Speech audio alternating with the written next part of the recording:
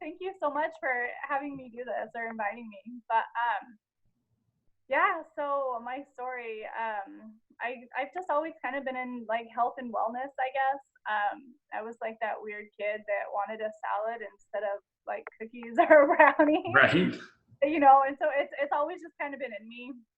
I went to school. I have a degree in nursing, but I don't practice. I felt like in healthcare there was just so much red tape and not enough focus on patient care, and not a lot of preventative. It's just like take this pill and fix it now. Right. um, and so I worked in the service and hospitality business for a long time, and I still dabble in events from time to time, and I absolutely love that industry.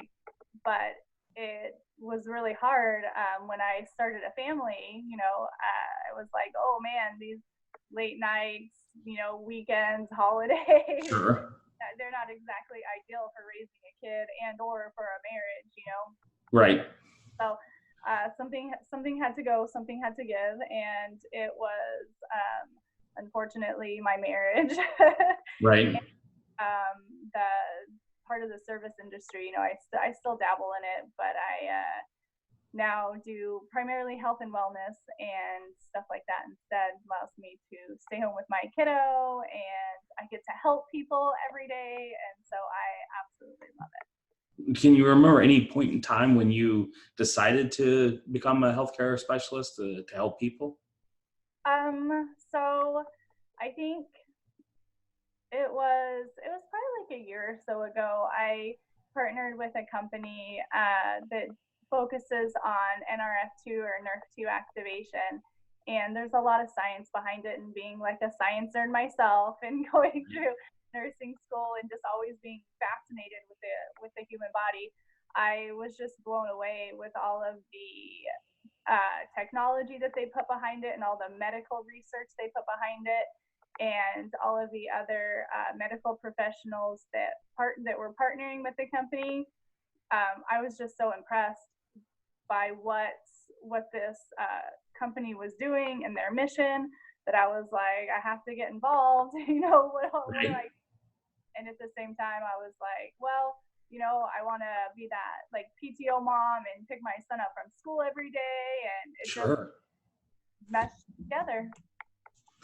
So So you're, from the best of my knowledge, you are a holistic health coach. You help people to get healthy holistically, right?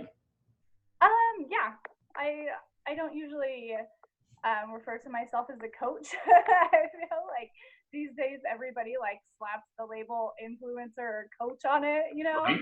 Um, I kind of just think of myself as your like friendly Facebook advisor. Well, that's kind of coaching.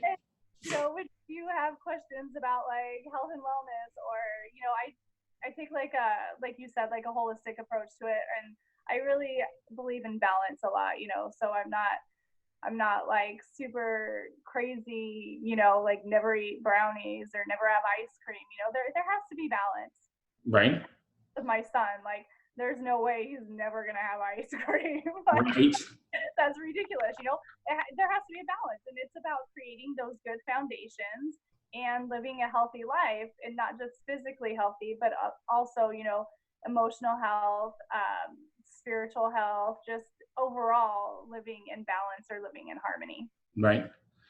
Was that the last message you sent out? Or if it's not, tell me about a little bit about the last message you sent out to people that watch you on Facebook.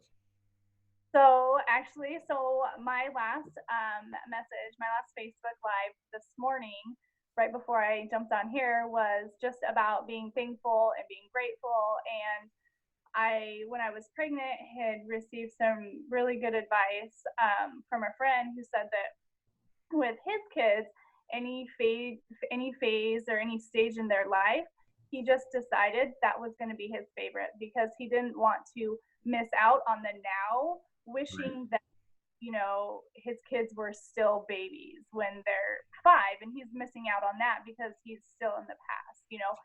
And so my message today kind of wrapped around that, and just appreciating the now, not just with your kids, but in everyday life. You're here for a reason, you are where you are for whatever reason, and you may not know it now, but you're still influencing and affecting people, and what you do matters every day, and you may never know the impact that you have, but it's still there. And so I just feel like it's so important to live in the present. Oh you yeah, know there's a lot that you can learn from the past, definitely, but let's not live there. right. That's a very powerful message. So So when you do this, what are obstacles and challenges that you find while you're trying to get your message out there and or trying to help people? so I guess there's probably a few obstacles. I guess it's probably all about your perspective, right? Like, is it an obstacle or is it just a necessary step to get to where to Right. get have to be? But I guess two things probably are: one, you're always going to have haters. You're always going to have people that don't see your vision or believe in your dream, and that's totally okay. They're not your people.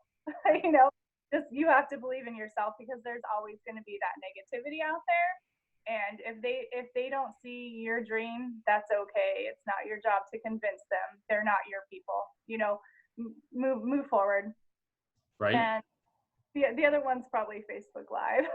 like really had to overcome that image of messing up or forgetting what I'm gonna say, or having negative comments put on when it's live, or it was like, well, just get past that. Sure. Those are probably the two things that are what I've run into. So within the Phoenix metro area, you're from Chandler, Arizona, right? Yep. So Chandler's grown a lot. Chandler's Oh my. become quite the really cool spot. There's a lot of things I like about Chandler, but what are your likes and dislikes of Chandler and then also the Phoenix area? So, man, Chandler has grown a lot. I've been here since 2001, and I've been primarily in Chandler.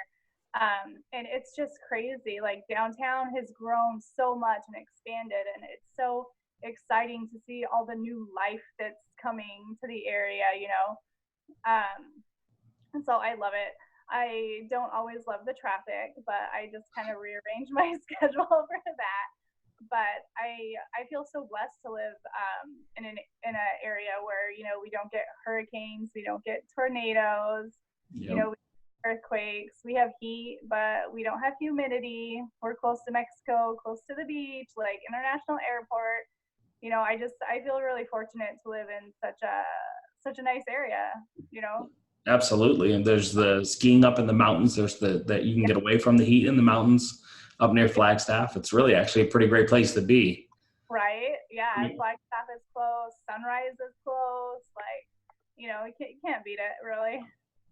So let me ask you a question just to kind of wrap this up. What does being Phoenix mean to you?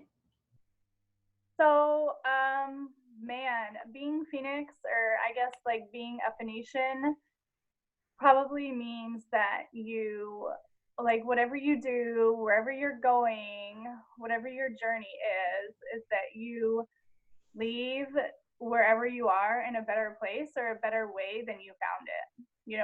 Because, like, going back to what you do matters, you never know. And so I think that it's so important to just live with integrity and respect and have good intent and leave things better than you found them.